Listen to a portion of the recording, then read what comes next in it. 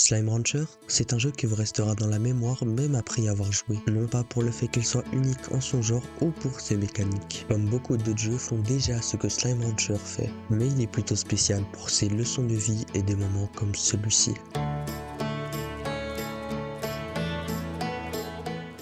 Le jeu commence sur un fond noir où on nous dit à 1000 années-lumière de la Terre, sur une planète nommée Far Far West, Béatrix Lebeau entame sa première journée en tant qu'éleveuse de slime.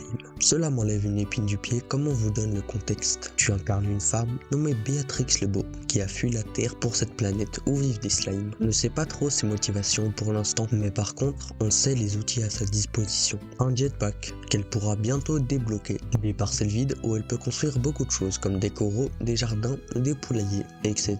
Mais elle va vite se rendre compte que cette zone n'est pas la seule du ranch. Elle peut débloquer des extensions du ranch avec des new coins, et même parfois grâce à des quêtes, mais ça c'est pour plus tard.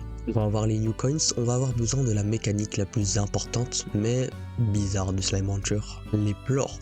Qu'est-ce que c'est les plorts, vous me diriez? Eh bien, c'est leur merde. Oui, voilà, je vais le dire clairement, au moins c'est fait. Après avoir vendu ses premiers plorts au marché, elle a assez d'argent pour acheter la première, mais plus utile des améliorations, le jetpack. Après s'être préparée pour l'aventure, Béatrix met enfin un pied hors de son ranch et découvre la première zone du jeu, le récif aride.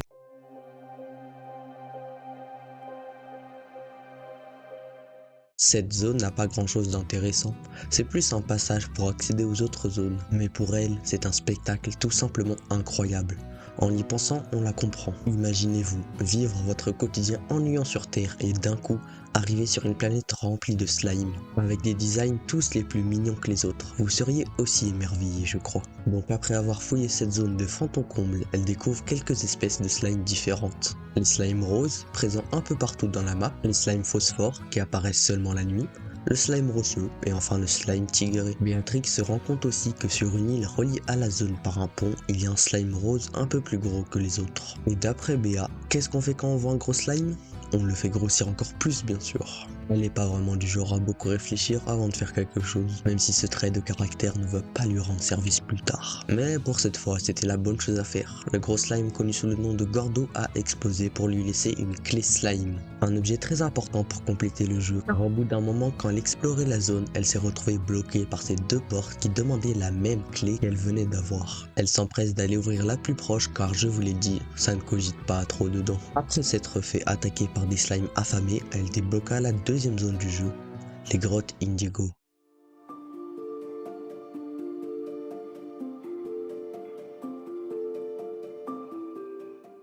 C'est un réseau de grottes et de montagnes avec des falaises d'un violet profond. C'était avant une mine, mais elle a fermé car on a vite découvert que les rares minerais qui en sortaient se dissoudaient dans l'air de la terre. C'est personnellement ma préférée et vous comprendrez sûrement pourquoi un peu plus tard. Elle comprend vite que cette région était comme un labyrinthe, beaucoup de tunnels et de recoins cachés. Mais cela n'a pas du tout motivé Béatrix, qui est au contraire contente d'avoir plus de recoins à explorer. Au cours de la vidéo, vous avez sûrement remarqué des messages de Ash qui est l'ancien propriétaire du ranch. Mais il a vendu à Béatrix pour une raison plutôt intéressante. C'est l'une des 3 façons par laquelle on nous raconte l'histoire, mais il y en a quelques autres, comme les lettres de Casey, qui est un personnage qui joue un rôle important dans la vie de Béatrix, et enfin, il y a les autres ranchers dont j'ai parlé tout à l'heure, qui vous demanderont quelques ressources en échange d'un accès à leur base avec chacun leur propre quête et histoire. Mais parlons de ça un peu plus tard, car on dirait que Béa trouvait quelque chose d'intéressant. Elle s'arrêta devant son deuxième gordo du jeu qui était cette fois un type roche, qui mange des légumes. Alors oui, chaque slime a son régime, certains mangent que de la viande, des fruits ou des légumes. Et le slime rose, il mange tout. Il est pas très exigeant, ouais. Par chance, elle a quelques carottes sur elle qui permettent de le faire exploser. On découvre cette fois non pas une clé, mais un téléporteur qui ramène au ranch à une extension qu'elle n'a pas encore débloquée, donc demi-tour. Elle en profite pour rentrer au ranch après des jours d'exploration car son inventaire est rempli. Une fois là-bas, elle va commencer à installer ses slimes et commencer la deuxième partie du jeu, le farming. Un peu celle qui est ennuyante dans tous les jeux. Un cycle un peu long de nourrir les slimes, récolter les plorts, vendre les plorts, dormir et répéter. C'est ce qu'on y voit à première vue, mais si on y regarde un peu plus près, c'est un peu satisfaisant et même addictant. Pas besoin d'attendre que les plantes poussent car beaucoup d'améliorations permettent de les faire pousser plus vite et en plus grande quantité. On peut dormir pour passer une journée entière. Quand on les récolte, ça fait un effet que je ne peux pas décrire avec des mots. Bon, j'abuse un peu, mais c'est plutôt satisfaisant à vous. Les slimes ont des expressions faciales, donc quand ils mangent, ils deviennent un peu plus heureux à chaque fois, ce qui encourage le joueur à farm, etc., etc. Un des seuls points négatifs est les carnivores. Les poulets sont plutôt chiants à élever car ils grandissent moins vite que les plantes, mais comme ils sont mignons, on va laisser passer. BA a aussi ramené d'autres espèces de slime comme les slimes radioactifs, inoffensifs tout seuls, mais s'ils sont plusieurs, cela peut assez vite tourner à la catastrophe. Les slimes à queue qui vivent seulement dans l'eau, qui est un de mes préférés. Regardez un peu leur petite tête. Ils vivaient dans des petites sources chaudes qui sont assez chill comme eux. Et enfin, les slimes de cristaux qui se trouvent sur l'île des cendres. Ma zone préférée. Elle est accessible en faisant exploser un gordo caché derrière un mur. Après être entré dans le téléporteur, BA tombe directement sur un message de H. J'adore comment le jeu ne met pas un système compliqué ou qui brise l'ambiance pour en le montrer comme une flèche, mais juste tout simplement faire que ce soit la première chose que vous voyez quand vous vous téléportez. Vous n'êtes pas obligé de le lire, mais il vous y invite et vous montre qu'il existe même si le lire était une des meilleures décisions de ce jeu.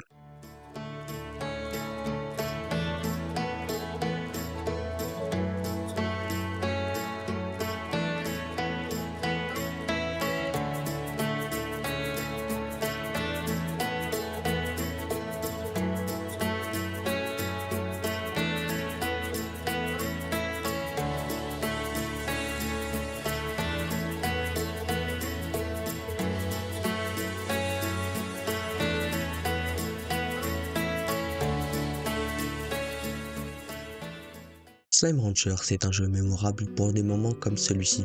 Cette review l'explique très bien. Slime Rancher, c'est un jeu mémorable car dès l'instant où vous mettez les pieds dans le monde coloré et vivant du Farfarenn, tu es enchanté par son atmosphère fantastique. L'art style charmant accompagné d'une soundtrack apaisante et joyeuse crée une ambiance relaxante qui met un petit sourire sur votre tête. Ça m'est déjà arrivé en lisant des messages de H comme celui-ci, qui est assez drôle, ou des messages de Casey, ou même juste en admirant ce beau ciel étoilé. L'attention aux détails dans l'environnement et le design adorable des slimes rend le jeu captivant visuellement. Car oui, quand vous entrez dans le jeu pour la première fois, c'est dur de se déconnecter. Vous voulez juste explorer ce monde et toute son histoire. La loupe de gameplay, qui est un des seuls points négatifs du jeu, est répétitive pour certains, mais fun et satisfaisante pour d'autres. Perso, j'adore étendre mon range, faire des zones spéciales pour mes slimes préférés et aller en chercher d'autres dans la nature. Et en plus, la routine un peu répétitive de nourrir, vendre, dormir peut être automatisée par les drôles, donc ce n'est pas vraiment un problème. Les personnages charmants et les textes humoristes ajoutent une couche d'amusement. Mais ce jeu, il a une histoire, non? Eh bien oui, même si elle est racontée de plusieurs façons. Pour moi, la meilleure façon parmi les autres, c'est les messages de H, car ce n'est pas comme les de Casey que vous pouvez lire dans votre petit ranch bien au chaud. Non, vous devez aller à l'aventure, résoudre les mystères de la physique quantique, combattre des slimes corrompus ou réussir des puzzles compliqués. Bref, il faut faire l'effort avant le réconfort, et je vous dis, ça en vaut le coup. Déjà, l'exploration est assez fun en lui-même grâce au point que j'ai cité juste avant. Mais les messages de H en eux-mêmes sont assez profonds et racontent une histoire touchante, mais on verra ça à la fin. Il y a aussi les lettres de Casey, un homme important dans l'histoire et dans la vie de Béatrix. On reçoit ses mails quand on accomplit certaines choses dans le jeu ou après avoir lu ses derniers mails. Et enfin, on a la station d'échange. Je n'ai pas trouvé le vrai nom sur le wiki, désolé. Qui vous permet de faire connaissance avec d'autres ranchers aux personnalités différentes. De la dynamique et compétitive Moti Miles au matrixé des Kubaduba Ogden Ortiz ou du taciturne Victor Humphries. Ça me fait penser à la baleine dans Omori pour ceux qui ont la ref. Ils ont chacun leur propre histoire et sont tous très attachants. BA a enfin fini d'organiser le ranch avec les nouveaux slimes de la deuxième zone. Le slime radioactif, le slime boom et le slime cristal. Et elle est prête pour repartir à l'exploration. On prend le téléporteur pour traverser le récif aride et après avoir traversé 2-3 ponts et calmé des slimes un peu trop écrits à son goût, elle arriva devant la porte. Elle utilise une clé slime qu'elle a eue d'un gordo dans la carrière Indigo et entre dans le tapis de mousse.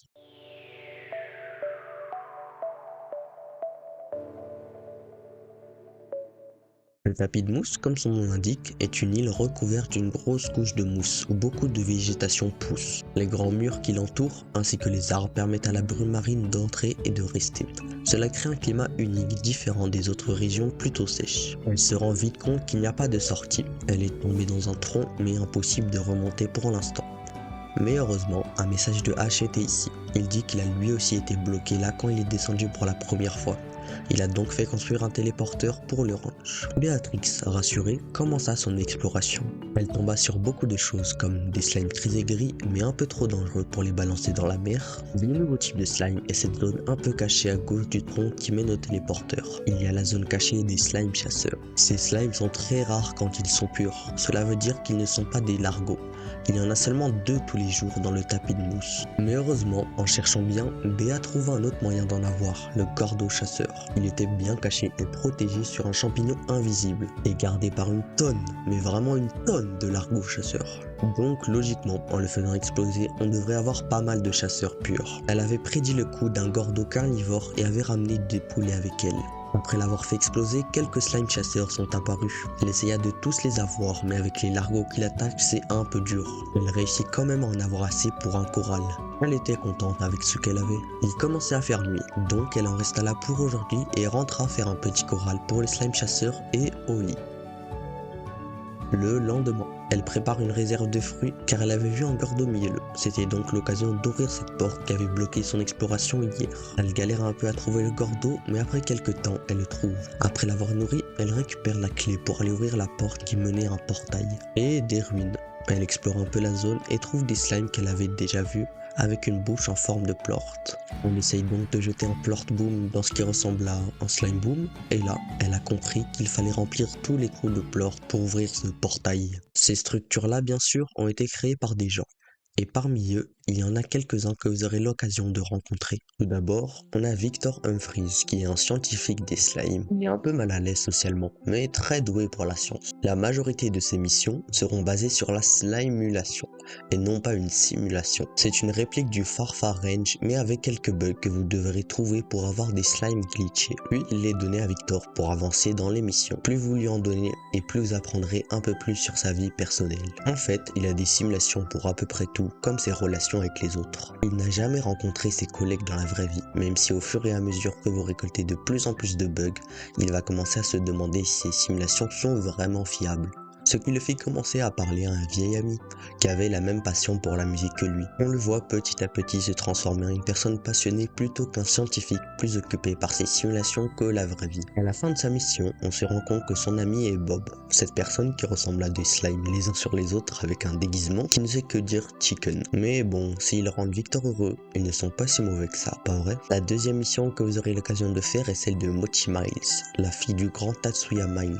Elle essaye d'aider son père en conquérant le marché du plort. Elle est très compétitive et considère Béa comme sa rivale. En surface, elle semble être une personne avec des attentes très grandes pour n'importe qui qu'elle croise. Mais en parlant un peu plus avec elle, on se rend compte que sa vie n'a pas vraiment de profondes émotions et sa personnalité stricte n'est qu'une façade pour une personne un peu plus timide qui cherche une vraie connexion, qu'elle trouve justement en Béatrix. Après tout, ça fait du bien de pouvoir parler à quelqu'un d'aussi talentueux qu'elle comme Béa. Elle rêve d'accomplir plus grand que son père n'a jamais fait. Donc elle dit même peut-être lui rendre visite un jour. Et enfin, la troisième et dernière mission est celle de Ogden Ortiz. Il a construit son ranch comme maison de vacances et comme objectif de cultiver ses propres aliments, avec ses propres mains. Il est rapidement devenu obsédé avec un fruit du Farfar Range, le Kookaduba. Quand il était sur Terre, il travaille dans une entreprise qui faisait de la nourriture avec des produits chimiques, mais a été exclu à cause de ses opinions, comme quoi la nourriture qu'il vendait était sans valeur. Donc, il cultive sa propre nourriture ici tout en devenant ami avec Béatrix.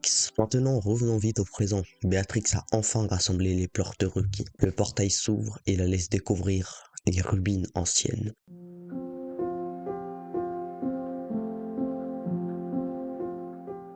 Cette zone est cachée derrière une grande montagne. Elle est l'une des seules structures non naturelles qui n'est pas identifiée. Son origine reste un mystère. Quelques événements surnaturels s'y produisent, comme les slimes quantiques qui peuvent se téléporter ou les citrons de permutation qui semblent ancrés dans le passé. En tout cas, une chose est sûre, cet endroit défie les lois de la logique et que dans sa pièce la plus profonde se trouve un de ses plus grands secrets. Elle découvre vite l'une des mécaniques principales de cette zone, les doubles portes. Tu ne peux n'en choisir qu'une, tu es obligé de faire un choix. Ces portes ont fait comprendre quelque chose d'important à Ash, mais parlons de ça un peu plus tard. Elle découvre aussi les slimes quantiques, qui créent un clone d'eux-mêmes et se téléportent à son emplacement aléatoirement. Ceci fascine Béatrix, qui n'avait jamais vu quelque chose de pareil. Elle trouve un arbre similaire à celle qu'elle avait vue jusque-là, sauf que c'était un hologramme. Grâce à un des messages de Ash, elle essaye plusieurs techniques et finit par trouver comment avoir le citron de permutation. C'est simple. Si tu veux avoir ces citrons, tu dois accepter toi aussi de donner un de tes fruits. Et en lançant un fruit dans l'hologramme, elle réussit à avoir son premier citron de permutation. Cette zone lui fait rappeler les carrières Indigo, un peu comme un labyrinthe avec ce système de portes. Pour elle, elle n'aimait pas trop réfléchir. Cette zone n'est sûrement pas sa préférée. Elle arrive devant une porte slime, mais cette fois, elle n'a pas de clé. Elle cherche un peu partout dans la zone, trouve le garde-boom qu'elle fit exploser avec quelques poulets. Elle arriva devant la porte, mais se rendit compte qu'il commençait à faire nuit. Donc elle prit le téléporteur pour le ranch et alla au lit. Le lendemain, elle refit le chemin entier jusqu'aux ruines et elle repensa un peu à son passé. À part le fait qu'elle a abandonné toutes ses possessions et ses amis pour cette vie, on ne sait pas grand chose d'elle. Mais heureusement, on a Casey. Je vous le dis tout de suite, on ne sait pas si c'est une fille ou un garçon, donc on va partir sur un garçon. Il nous envoie des lettres régulièrement à travers le jeu, quand on accomplit une certaine chose ou qu'on lit ses anciens mails.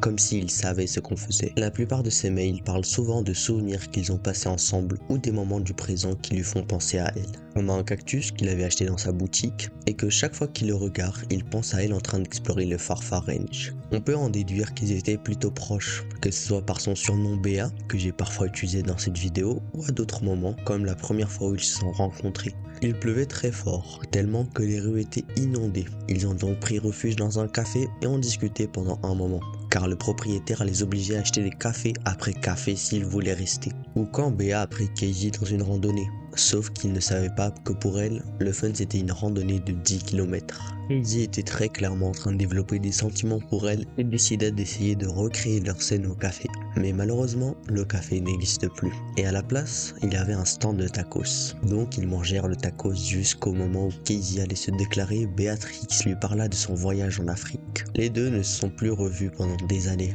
Casey imaginait Béa en train de chevaucher des éléphants dans la savane pendant qu'ils avançaient dans ses rêves. Car oui, en effet, il est musicien.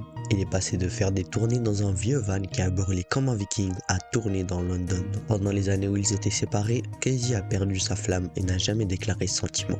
Les deux se sont séparés pour leurs voies respectives. Casey pour ses tournées à London et à Béatrix pour le Farfar Range. Il y a encore des débats sur s'ils étaient plus qu'amis ou non.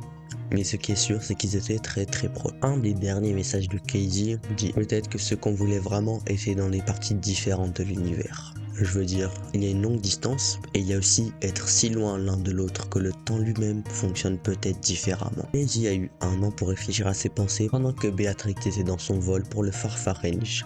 Il est arrivé à la conclusion qu'ils ont tous les deux maintenant ce qu'ils voulaient vraiment depuis le début. Il était content d'avoir partagé une partie de lui-même avec Béa et qu'une des étoiles dans le ciel est peut-être Béa elle-même. Mais une journée va bientôt arriver et il sent que c'est la bonne. Il dit que s'il te voit dans la foule, il promet de chanter une chanson pour Béa. Ce ne sera pas la première fois après tout. L'histoire de Béa est un peu triste. Abandonner ses amis et les personnes chères à elle pour vivre tout seul dans leur Farfar Range. C'est vraiment ce qui la rend heureuse, et bien personne au monde ne peut lui en vouloir. Maintenant, revenons au présent. Elle va enfin ouvrir le portail qui ramène à la dernière zone du jeu, où elle découvrira un choix que son prédécesseur a lui aussi fait et qui définira son destin. Elle commence à explorer le désert de verre, et après un petit moment, le ciel rougissait, mais pas de façon que vous pensez, c'était une anomalie solaire. C'est une catastrophe naturelle qui fait émerger des piliers de feu du sol et fait tomber des météorites. Paniquée, elle rentre dans la salle du portail pour se réfugier. Elle comprend maintenant le message de Ash où il dit que cet endroit est beau, mais parfois dangereux. Après quelques minutes, la tempête se calme. Elle continue son exploration du désert de verre en avançant petit à petit vers la fin sans savoir ce qui se cache au bout du chemin. Cette fin, Hobson Twilger, connu sous le nom de Ash, l'a déjà expérimenté. Mais en fait, on ne sait toujours pas qui c'est ce fameux Ash. Car oui, il nous suit à travers tout le jeu avec ses notes drôles, utiles pour certaines énigmes ou parfois touchantes. Son histoire commence sur Terre comme pour Béa. Il avait un grand arbre dans son jardin qui a commencé à mourir à cause de son âge.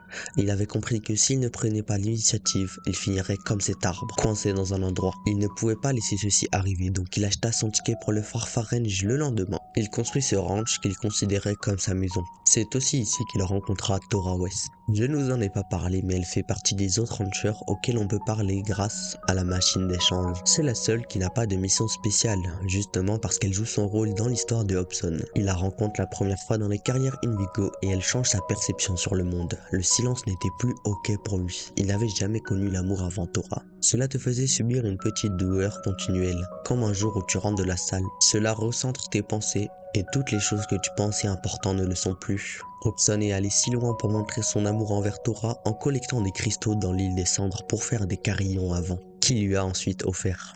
Il est resté bloqué dans la grotte pendant presque 2 jours, mais il a dit que ça valait quand même le coup. Tora a encore ses carillons et on nous le fait savoir d'une manière magnifique un peu plus tard. Mais même l'aventure de tomber amoureux ne pouvait pas satisfaire son envie d'exploration. Il savait qu'éventuellement, il devrait quitter le ranch.